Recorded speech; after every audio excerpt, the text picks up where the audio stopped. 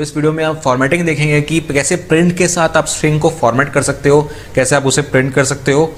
और बस वही आज देखने वाले हैं, फॉर्मेट फंक्शन के बारे में जानेंगे। और एक नई चीज़ आई है पाइथन 3.6 में, हम उसके बारे में भी देखते हैं। तो सबसे पहले हम बात करते हैं कि कैसे फॉर्मेटिंग करते हैं। तो यहाँ पर मैंने एक स्ट्रिंग ली हुई है s=subscribe।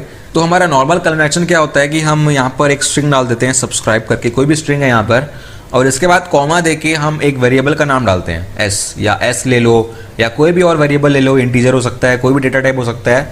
तो इस तरीके से हम प्रिंट में वेरिएबल्स को डालते हैं कि इसके बाद मतलब सब्सक्राइब के बाद जो s की वैल्यू है वो प्रिंट हो जाएगी। तो यहाँ पर s की वैल्यू मेरी सब्सक्राइब थी, तो सब्सक्राइब ये दोनों प्रिंट हो गया। तो हमारा कॉमन मेथड होता है कि प्रिंट में हम ऐसे यूज़ करते हैं, लेकिन ये जनरल फॉर्मेट है।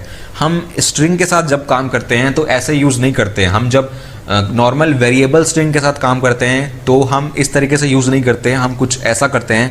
हमारे पास एक एक्सप्रेशन होता है करली ब्रेसेस का। तो ये एक्सप्रेशन एक स्पेसिफायर होता है जिसके अंदर हम लोग एक्सप्रेशंस मतलब स्ट्रिंग्स को मतलब इंजेक्ट कर सकते हैं। हम लोग यहाँ पर स्ट्रिंग इंजेक्शन सीखने वाले हैं कि कैसे करली ब्रेसेस के अंदर हम स्पेसिफाई करते हैं। जैसे एंगुलर में आपने पढ़ा होगा कि डबल करली ब्रेसेस होते हैं, उसके अंदर आप वेरिएबल्स डालते हो, वेरिएबल नाम डालते हो, और जो जेंगो में भी यही यूज़ होता है। तो ऐसे करके करली ब्रेसेस के अंदर हम लोग स्पेसिफाई कर सकते हैं कि वैल्यूज़ क्या क्या डालनी है। तो स्ट्रिंग फॉर्मेटिंग में यूज़ होता है। आप बात करते हैं कैसे हम इसको फॉर्मेट कर सकते हैं। तो सब्सक्राइब के बाद आप करली ब्रेसेस अगर डालते हो तो एज इट इज़ अगर आप उसे प्रिंट करोगे तो जो करली ब्रेसेस है वो एज इट इज़ प्रिंट हो जाएगा, मतलब जो भी उसका लिटरल मीनिंग है वो प्रिंट हो जाएगा एज इट इज़। ऐसे हमको प्रिंट नहीं करना है। हमारा काम क्या है, हमें इसको फॉर्मेट करना है। मतलब करली ब्रेसेस के अंदर हम अगर कुछ वेरिएबल नेम स्पेसिफाई करें तो बाद में चलकर उसकी जो वैल्यू है वो अगर मैं दूं तो वो इसके अंदर आ जाए। अब इसके लिए हमारे पास एक फंक्शन होता है फॉर्मेट। स्ट्रिंग के लिए फॉर्मेट फंक्शन होता है। इसके अंदर हम आर्ग्यूमेंट्स डालते हैं। अब आर्ग्यूमेंट्स किस तरीके से डालेंगे, जिस फॉर्मेट में हमारे यहाँ पर करली ब्रेसेस हैं उसी फॉर्मेट में हम उसे आर्ग्यूमेंट देंगे। तो यहाँ पर अगर मैं आर्ग्यूमेंट देता हूँ बिटन, ये मेरा आर्ग्यूमेंट है। तो यहाँ पर आप मल्टीपल आर्ग्यूमेंट्स दे सकते हो। सिर्फ एक आर्ग्यूमेंट मैंने दिया है क्योंकि मेरे पास सिर्फ एक पेयर ऑफ करली ब्रेसेस है। यहाँ याद रखिएगा कि सिर्फ एक पेयर ऑफ करली ब्रेसेस अगर आपके पास होंगे तो आपको सिर्फ एक आर्ग्यूमेंट देना है। तो इसको रन करते हैं, देखते हैं क्या आउटपुट आता है। तो सब्सक्राइब बटन, इस तरीके से हम इसे फॉर्मेट करते हैं। तो ऐसे करके आप स्ट्रिंग्स के साथ खेल सकते हैं और प्रिंट कर सकते हैं। तो अगर मैं यहाँ पर 2 आर्ग्यूमेंट देता हूँ तो ये मतलब काम कर रहा है, लेकिन मतलब उसका कुछ मतलब नहीं है। टेक तो यहाँ पर कहीं प्रिंट होगा ही नहीं, क्योंकि दूसरी बार अगर मुझे इसको प्रिंट करना है तो जिस फॉर्मेट में जितने नंबर ऑफ आर्गुमेंट्स मैंने दिए हैं उतने नंबर ऑफ एक्सप्रेशंस भी होने चाहिए मेरे पास। तो यहाँ पर मैं 2 करली ब्रेसेस अगर लगाता हूँ, 2 पेयर ऑफ करली ब्रेसेस लगाता हूँ, तो इस केस में मेरे पास आ जाएगा यहाँ पर आउटपुट सब्सक्राइब बटन टेक। तो ये सही आउटपुट आया मेरे पास। तो करली ब्रेसेस एक ऐसा स्पेसिफायर है जिसके अंदर आप स्ट्रिंग्स को इंजेक्ट कर सकते हो। तो इस तरीके से आप कर सकते हो। अब मान लीजिए मेरे पास यहाँ पर जो सीक्वेंस है वो चेंज हो जाता है, मतलब मैं टेक पहले डाल देता हूँ यहाँ पर और डाल देता हूँ यहाँ पर बटन बाद में।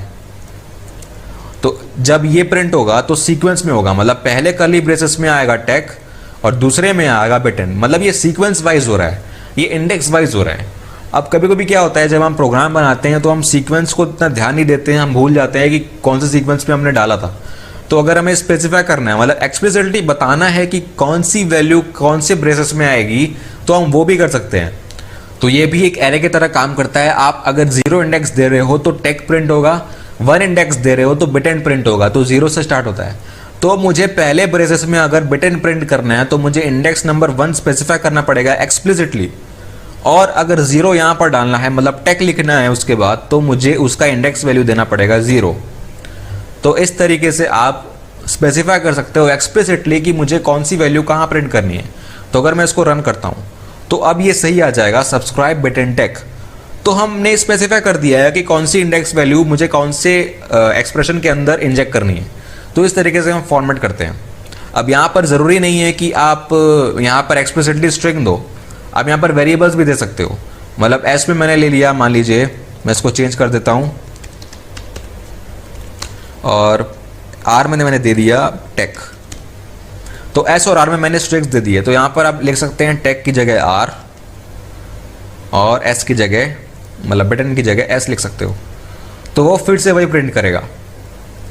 तो एक्सप्लिसिटली आप स्ट्रिंग को पहले ले सकते हो, ज़रूरी नहीं है कि आप स्ट्रिंग फॉर्मेट में यूज़ करो, तो पहले भी आप स्ट्रिंग लगाकर उसकी जगह ये वैल्यू डाल सकते हैं। तो जब आप कनकैटिनेशन करते हो, जैसे कि हमने यहाँ किया था, अगर आप कनकैटिनेशन करते हो स्ट्रिंग का तो बार बार आपको कोड्स वगैरह मतलब हटाने पड़ते हैं, फिर डालने पड़ते हैं, तो उस तरीके से आप कभी कभी कोड्स भूल जाते हो प्रोग्राम में, तो वो प्रॉब्लम होती है। नॉर्मल कन्वेंशन हम लोग यूज़ नहीं करते हैं, हम लोग यूज़ तब करते हैं जब हमें किसी और डेटा टाइप पे काम करना होता है। लेकिन एक्सप्लिसिटली अगर हमें स्ट्रिंग के लिए यूज़ करना है तो हम वही मेथड यूज़ करेंगे जो हमने यहाँ यूज़ किया है, ये वाला। तो ये हमारा सिस्टमैटिक वे होता है, हमें इसमें कोई प्रॉब्लम नहीं होती है। ये इसीलिए बनाया गया है कि आप स्ट्रिंग्स को फॉर्मेट कर सको। वहाँ उस केस में आपको मतलब कोड्स लगाने पड़ते हैं, फिर हटाने पड़ते हैं, फिर लगाने पड़ते हैं, तो हो सकता है आपसे गलती हो जाए, आपके जो कोड्स है वो इम्बैलेंस हो जाए, हो सकता है format double quote single code में प्रॉब्लम हो सकती है। लेकिन अगर आप ऐसे करते हो तो आपको कोई प्रॉब्लम नहीं होगी, आपका जो प्रोग्राम है वो सिंपल बनेगा और छोटा बनेगा। तो ऐसे आप यूज़ करो तो ज़्यादा बेटर रहेगा आपके लिए। और मैं बता दूं कि ये जो फॉर्मेट है वो भी लिखने की आपको ज़रूरत नहीं पड़ती है। फॉर्मेट के अंदर आप वेरिएबल नेम स्पेसिफाई करते हो या फिर एब्सोल्यूट स्ट्रिंग स्पेसिफाई करते हो, लेकिन अगर आप इसको नहीं भी लिखते हो तो भी आपका काम हो जाएगा, प्रोवाइडेड आप एक ऐसा कन्वेंशन यूज़ करो जो इसकी जगह काम करे। तो अगर मैं यहाँ पर लिखता हूँ R, तो पाइथन 3.6 में एक नया मेथड यूज़ हुआ था, नया स्पेसिफायर इंट्रोड्यूस हुआ था। हम लोग आर्ग्यूमेंट के पहले सिर्फ f लगा देते हैं, तो f के बाद पूरा का पूरा जो भी आपको प्रिंट करना है वो आप लगा दो। उसके बाद तो यहाँ पर आपने जैसे देखा, जैसे ही मैंने f लगाया यहाँ पर इसका कलर चेंज हो गया। तो मतलब ये जो काम करता है f वो कुछ और काम करता है। यहाँ पर मैं बताता हूँ कि ये करता क्या है। एक्चुअली में जो आप f स्पेसिफाई कर रहे हो वो फॉर्मेट की ही जगह ले रहा है। फॉर्मेट जो आप पूरा लिखते थे फिर उसके अंदर आर्ग्यूमेंट लिखते थे वो बड़ा हो जाता था, लेकिन उसको और छोटा कर दिया है 3.6 के बाद से। यहाँ पर f के बाद आप कोई स्ट्रिंग लिखते हो तो आप उसको फॉर्मेट कर सकते हो। और कैसे कर सकते हो, यहाँ पर आपको करली ब्रेसेस के अंदर वेरिएबल नाम्स देने हैं, वेरिएबल के नेम्स देने हैं। तो अगर मैं यहाँ पर लिखता हूँ s, तो s मेरा वेरिएबल है जिसकी वैल्यू है बिटन, तो ये s को सर्च करेगा। मतलब करली ब्रेसेस के अंदर जो भी वैल्यू आप देते हो, जो भी वेरिएबल नेम आप देते हो, उसकी वैल्यू को वो सर्च करेगा, कहीं मिल रही है उसे तो उसकी वैल्यू को यहाँ पर डाल देगा। मतलब s की वैल्यू यहाँ पर बिटन है तो यहाँ पर बिटन डाल देगा। और सिमिलरली यहाँ पर मैं r लिखता हूँ अगर, तो r की वैल्यू जो है टेक, तो यहाँ पर इसको एक्सपेंड कर देगा। तो इसको रन करके देखते हैं s और r, तो सेम जो पहले आउटपुट आया था मेरा वही आ रहा है। तो हमने जो ऑपरेशन था हमारा, जो स्टेटमेंट था उसको कम कर दिया है और उसको छोटा कर दिया है। फॉर्मेट यूज़ नहीं किया, हमने सिर्फ f यूज़ किया है। ये याद रखिएगा कि ये पाइथन 3.6 में इंट्रोड्यूस हुआ था, उसके पहले ये काम नहीं करेगा। और इसके अंदर ज़रूरी नहीं है कि आप सिर्फ वेरिएबल दो, आप स्ट्रिंग भी दे सकते हो। तो इसको मुझे डबल कोट में लिखना पड़ेगा बाहर वाली स्ट्रिंग को।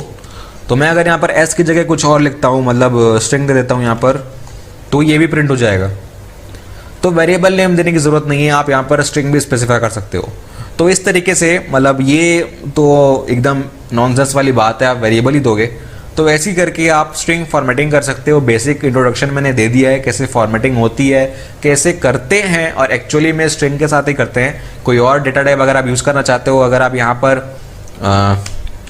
a = 1000 मतलब इंटीजर दे रहा हूँ यहाँ पर, तो आप इंटीजर भी प्रिंट कर सकते हो। ऐसा ज़रूरत नहीं है कि आप सिर्फ स्ट्रिंग यूज़ करो, आप इंटीजर भी दे सकते हो, तो वो भी प्रिंट हो जाएगा, वो भी काम करता है। स्ट्रिंग हो चाहे फ्लोटिंग पॉइंट वैल्यूज हो, सब यहाँ पर काम करते हैं। एक और टॉपिक बच गया था जो मुझे बताना था, प्रिसीजन के बारे में। तो प्रिसीजन तब यूज़ होता है जब आप फ्लोटिंग पॉइंट नंबर्स के साथ काम करते हो, और इंटीजर्स में भी आप यूज़ कर सकते हो डेसिमल पॉइंट के पहले। तो यहाँ पर प्रिसीजन क्या होता है, मतलब जितने नंबर ऑफ डिजिट्स या जितने नंबर ऑफ डिजिट्स की बात कर रहा हूँ मैं, तो कितने नंबर ऑफ डिजिट्स आप डेसिमल पॉइंट के पहले या बाद में प्रिंट करना चाहते हैं, उसी को कहते हैं हम प्रिसीजन। तो कंसिडरेशन में आपके कितने नंबर ऑफ डिजिट्स आएंगे उस पर डिपेंड करता है। तो अगर मैं यहाँ पर एक फ्लोटिंग पॉइंट वैल्यू ले लेता हूँ बहुत बड़ी डेसिमल नंबर के बाद, और अगर मैं यहाँ पर स्पेसिफाई करूँगा प्रिसीजन बताने के लिए, आपके पास एक फंक्शन होता है विड्थ,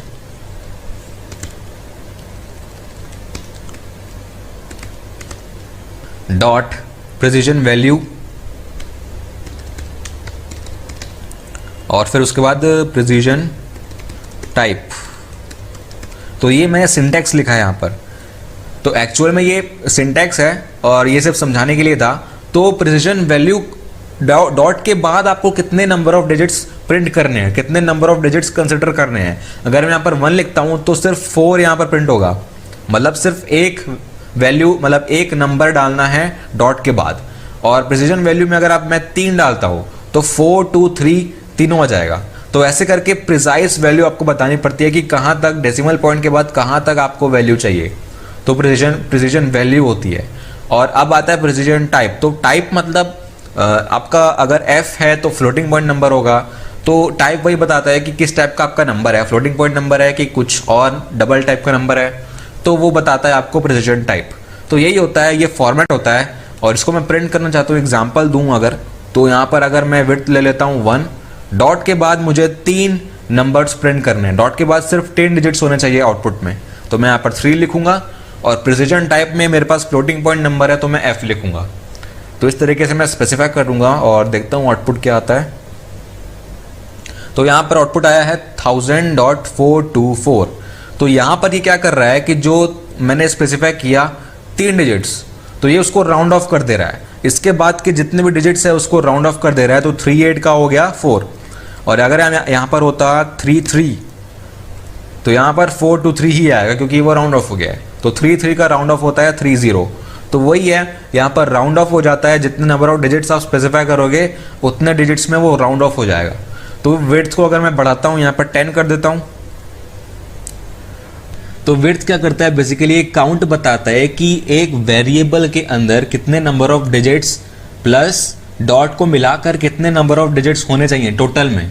तो अगर मैं 10 लिखता हूँ यहाँ पर, तो डॉट के पहले मेरे पास यहाँ पर 4 डिजिट्स है, डॉट के बाद यहाँ पर 3 डिजिट्स है, तो टोटल 7 हो गए। और डॉट को गिन के यहाँ पर मेरे पास 8 हो गए, तो 2 बच गए।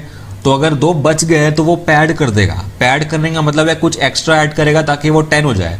तो एक्स्ट्रा यहाँ पर ये वाइट स्पेस ऐड किया इसने, तो 2 वाइट स्पेस ऐड किया, तो मेरे पास टोटल नंबर ऑफ ए का जो भी विड्थ हो गया वो 10 हो गया। गिन कर, मतलब डेसिमल के पहले भी डेसिमल के बाद भी वो गिनेगा कितने नंबर ऑफ डिजिट्स हैं। और अगर स्पेसिफाई मैंने किया है 10, उतने नहीं है तो वो पैड कर देगा, उतने हैं तो वो उतनों को ही प्रिंट करेगा। तो ऐसे ही होता है, अगर आप यहाँ पर 0 देते हो तो कोई भी वो वाइट स्पेस ऐड नहीं करता है, जितने भी स्ट्रिंग है वो पूरी प्रिंट कर देगा, मतलब जितना भी वेरिएबल का जितनी भी वैल्यू है वो एज इट इज प्रिंट करेगा। तो ऐसे करके आप स्पेसिफाई कर सकते हो, प्रिसिजन बता सकते हो, विड्थ बता सकते हो एक वैल्यू की, मतलब फ्लोटिंग पॉइंट में यूज होता है बेसिकली।